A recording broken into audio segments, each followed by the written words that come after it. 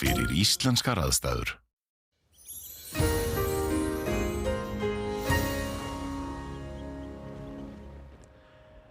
Já, komið sæl. Það hefur legið hlýr loftmassi yfir landinu undanfarna daga og í dag fór hiti hæst í rúm 23 stig og gerði það á Egilsstaðaflugvelli, en það voru nokkrar stöðvar sem voru með yfir 20 stiga hita á norðausturhorninu og telst mér til að þetta sé 50 dagurinn í röð sem að slíkt ástand hefur verið á landinu. En það sem gerist jafnframt að það hefur verið dálítið mikið rak í þessu lofti og við fundum fyrir því sérstaklega hér sunnan Vesturlands þar sem hefur verið nokkuð lágskýjað hjá okkur að undanförnu og móska í lofti. Og kalt loft sem var að sætja hér inn á Grænlandshafið og það hefur aukið hitastigurinn yfir landinu og það myndaðist úrkomusvæði hér vestan til á landinu þegar leið á daginn og við sjáum það hér í þessari ratamynd. Auk sem við sjáum þá hámark og lágmarkshita dagsins. Hiti skreið niður í 3 gráður, þetta er ekki frost, þetta er rauninni bara lægsti hiti dagsins og 3 stigi hiti þá á Austfjörðum síðastliðna nótt. En ef við sjáum hvernig þessi kerfi hreyfa sig, þá sjáum við hér klukkan 18 í dag, þetta úrkomukerfi teygir sig hér frá hafsvæðinu hér langt norður af landi og suðvestur yfir landið og verður nú svona nokkuð liggjandi hér yfir vestanverðu landinu á morgun. Það getur svona teygt sig úrkoman víðar þó síst yfir á Austurland, en þegar líður á morgundaginn þá mun þessi úrkomu bakki smá saman gefa upp öndina og trosna upp, en við fáum hér lægð sem verður á annað kvöld komin hér við Færeyjar, hún mun hafa áhrif að vera hjá okkur þá á þriðjudaginn.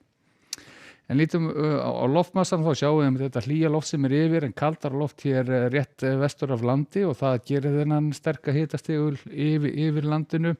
án þess að þetta kalda loft sé að ná að koma inn til okkar og áframurinn dálítið hlýtt loft allan næstu 2 sólarhringa.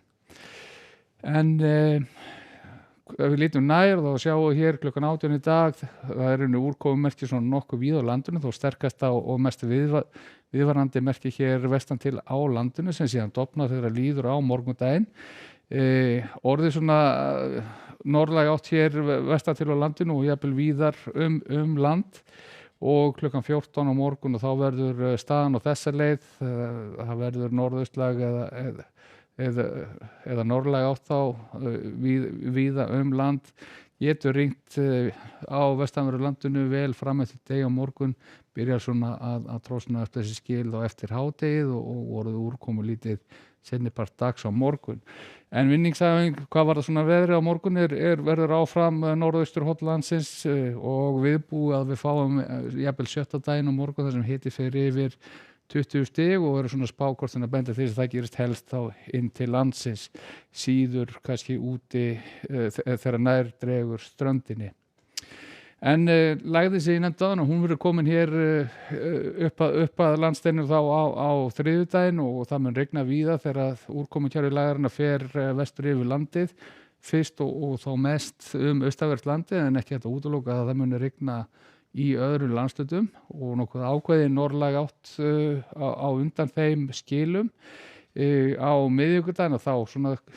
dregur úr vindstyrk og hægt á bítandi úrkomu,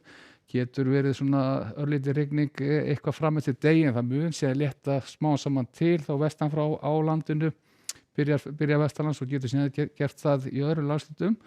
og 50 dagurinn hann lítur út fyrir að verða bara nokkuð góður víða land, aðgerð lítið veður, sólríkt nokkuð víða, en það viðbúið að það geti dregið fyrir þó hér sunnan til